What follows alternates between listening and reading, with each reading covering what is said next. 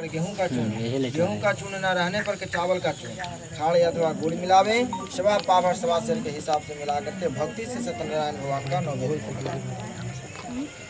है ना, नौवेद्य भोग लगा करके फिर कथा सुने।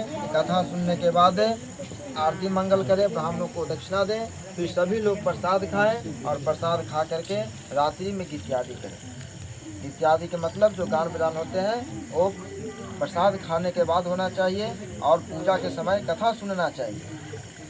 विशेष इस कलिकाल में इससे बढ़कर के तो कोई दूसरा उपाय नहीं है। जिन्होंने इस व्रत को पहले किया होगा कथा सुनिए। नारद जी ने जिन्होंने बताए हैं कि काशीपुरी में एक ब्राह्मण थे, वह भिक्षा मांगने के लिए पृथ्वी पर भ्रमण करते रहते थे। तो साधु जी ने ब्राह्मण के पास भगवान साधु के रूप में आकर करके और बोले कि भिक्षा क्यों मांगते हैं। तो पंडित जी ने बताया कि हमने तो भिक्षा मांग करके खाते ही हैं। तो आज से एक सत्यनारायण भगवान का व्रत है जिसको करने से धन धन्यादि की प्राप्ति हो जाता है। तो उसी समय भगवान बतला करके अंतर्धन हो गए। तो उसी समय ब्राह्मणों ने जो भिक्षा मांग करके घर ले गए उसी द्रव्य से सत्यनारायण भगवान का व्रत को किए। जब व्रत को किए तो नगर भर में श्रेष्ठ माना जाने लगे, वो धन से परिपूर्ण हो गए, नगर भर में श्रेष्ठ माना जाने लगे। तो उसी दिन से प्रत्येक पूर्णमासी ब्राह्मणों ने प्रत्येक पूर्णमासी सत्यनारायण भगवान का व्रत को करने लगे। इति श्री रेवाखंडे श्री सत्यनारायण व्रत कथा द्वितीय अध्याय समाप्त। प्रेम से बोले श्री सत्यनारायण स्वामी ने की जय, वृंदावन बिहारी लाल की जय।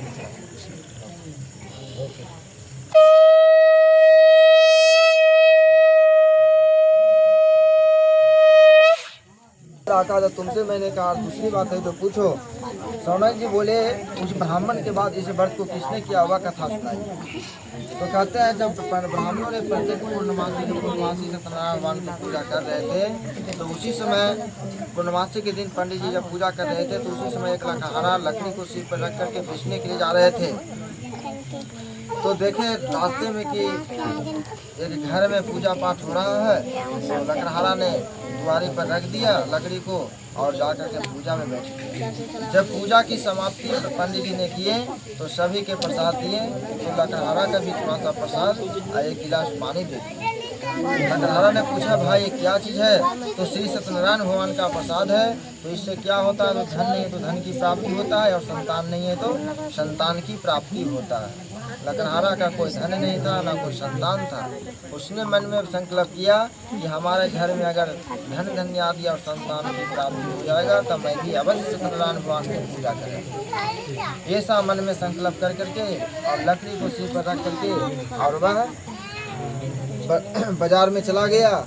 लकड़हारे को दुगना दर प्राप्त हो गया। जब दुगना दर प्राप्त हुआ तो उसी दिन लकड़हारे ने सोचा कि आज ही हमने भगवान सत्यनारायण का व्रत को अवश्य कर लें। इतना मन में सोचा और उसी पैसा से लकड़हारे ने केले का फल, घी, दूध, शक्कर, पूजा की सामग्री सब घर में लेकर के आए और घर में लेकर के आकर के ब्राह्मणों को बुला करके, गोतिया नैया को बुला करके और विधि से सत्यनारायण भगवान का व्रत को। जब लकड़हारा ने सत्यनारायण भगवान का व्रत को एक बार किए तो लकड़हारा ने धन पुत्र से युक्त हो गया। इस लोकों में सुख पाकर अंत में सतलोक की ओर भी चला गया। तीसरे स्कंद पुराण रेवाखंड श्री सत्यनारायण व्रत कथा द्वितीय अध्याय समाप्त। प्रेम से बोले श्री सत्यनारायण स्वामी ने की जय, वृंदावन बिहारी लाल की जय।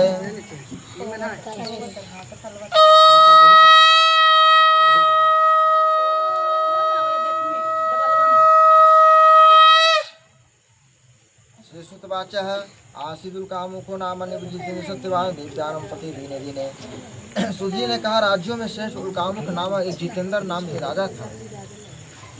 वह उसकी पत्नी के कमल नाम था और जितेंद्र राजा भरतशिला नदी नाम था। वहाँ एक मंदिर था, वहाँ जाकर के बरबखत सत्यनारायण भगवान का पूजा करते रहता था। तो नदी के तट पर जब सत्यनारायण भगवान का पूजा कर रहा था तो वहाँ एक साहूकार नाम के बनिया नाथ से व्यापार करने के लिए जा रहा था। तो देखा कि एक मंदिर है, वहाँ भगवान का पूजन हो रहा है, चलते हैं हम भी भगवान से दर्शन कर लेते हैं। ऐसा सोचा, मंदिर में गया। मंदिर में जा कर करके उसने देखा कि सत्यनारायण भगवान की पूजा हो रहा है और वह बैठ गया बैठ जाने के बाद में हेलो